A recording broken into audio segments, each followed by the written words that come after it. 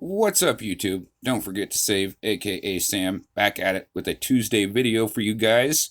Got a late start today, so I do apologize for that. Today we're talking about the Constitution. You guys know the deal. If you guys like your freedoms and want to know your rights, let freedom ring. Hit that like button. Leave me a comment letting me know what your thoughts are. Subscribe if you haven't subscribed. Let's get into this, guys. We are in Article 1 and Section 3, and I'm just going to jump right into this here because we got some things to go over. So we'll start off with Section 3. Now, a lot of this is been amended, so I'm just going to go ahead and go through it here. So the Senate of the United States shall be composed of 2 senators from each state for 6 years, chosen by the legislature thereof. For 6 years, and each senator shall have 1 vote. Immediately after they shall be assembled in consequence of the first election, they shall be divided equally as may be into 3 classes. The seats of the senators and of the first class shall be vacated at the expiration of the second year of the second class at the expiration of the 4th year. This is getting awful complicated. Basically, what this is trying to get across to you guys without making your head explode is that all these rules were changed by the 17th Amendment. So once we get into the amendments, this will kind of come back into more shape here. But this is originally how they chose their senators. They had a 6-year term, and it had 3 different classes, and they so that way like we weren't constantly replacing everybody in the Senate basically. But we'll go back to that on the 17th Amendment. Just keep in mind that that's how they used to do it.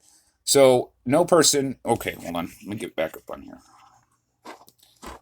No person shall be a senator who shall not have attained the age of 30 years and been 9 years a citizen of the United States, who shall not, when elected, been an inhabitant of that state for which he shall be chosen. Now, here we go into the vice president and their role in the Senate.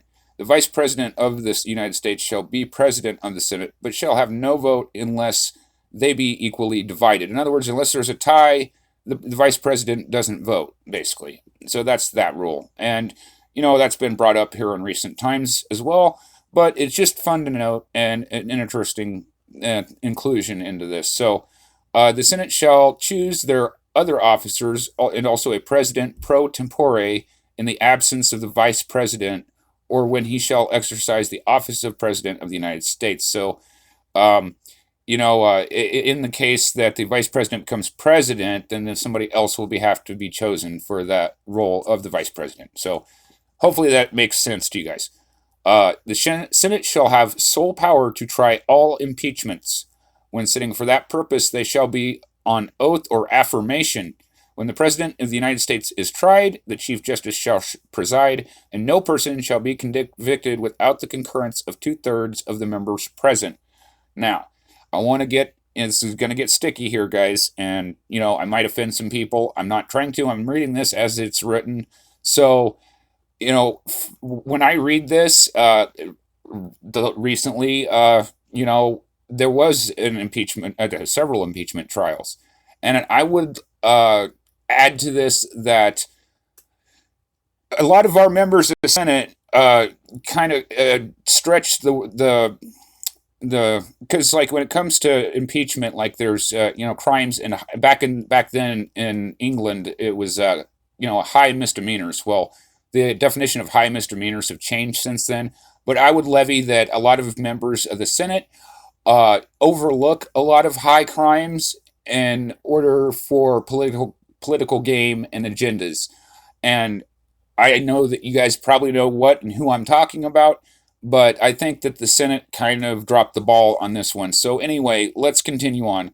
Judgment cases of impeachment shall not extend further than to removal from office, disqualification to hold and enjoy any office of honor, trust, or profit under the United States, but the party convicted shall nevertheless be liable and subject to indictment, trial, judgment, and punishment according to law.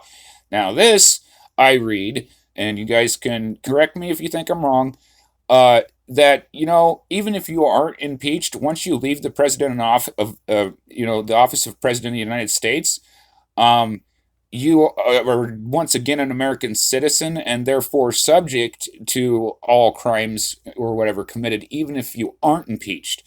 So, going back to Nixon as an example, and recently, the person who shall not be named, you guys already know, it's all over the news. Like, you don't need me to tell you this stuff. But anyway, that's how I read it, and I would say that like I said, I would say that this applies in our current time right now, and we're going to end this section there. We'll start with section 4 next week.